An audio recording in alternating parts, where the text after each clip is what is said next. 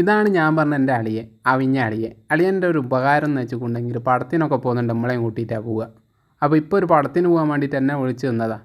ഇത് ഞാനിപ്പോൾ അളിയൻ്റെ വണ്ടിയുമ്പോൾ കയറിയിട്ട് പോകാൻ വേണ്ടിയിട്ട് ഒരു വീഡിയോ എടുക്കുന്നവരാന്ന് മുഖം മാറ്റി എന്നെ അടിക്കാൻ വന്നതാണ്.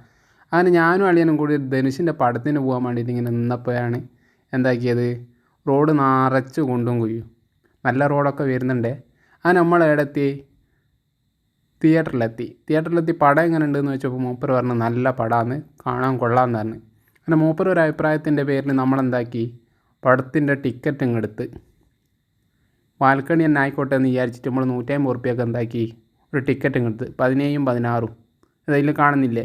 അതേമാതിരി ഞങ്ങൾ തിയേറ്ററിൻ്റെ ഉള്ളിലേക്ക് കയറി നോക്കുന്ന ഒരാളും കാണുന്നില്ല. ആരും ഇല്ലാത്തതിനെ കൊണ്ട് ഞങ്ങളൊന്നും നോക്കിയില്ല, നേരെ ഉള്ളിലേക്ക് കയറി. ഉള്ളിൽ കയറി നേരെ ഇതാ നമ്മൾ ഇൻ്റർവെല്ലൊക്കെ ആയാലും നമുക്ക് എന്തെങ്കിലും തിന്നതിനൊക്കെ വണ്ടി ഉണ്ടാവില്ലേ, അത് ഇവിടുന്ന് വാങ്ങിയാൽ മതി കേട്ടോ, വില കൂടുതലും ഗുണം മെച്ചോ. അങ്ങനെ ഇവിടുന്ന് ഇങ്ങനെ ഇതൊക്കെ നോക്കിയിട്ട് ഞാനിങ്ങനെ തിരിഞ്ഞളിക്കുക.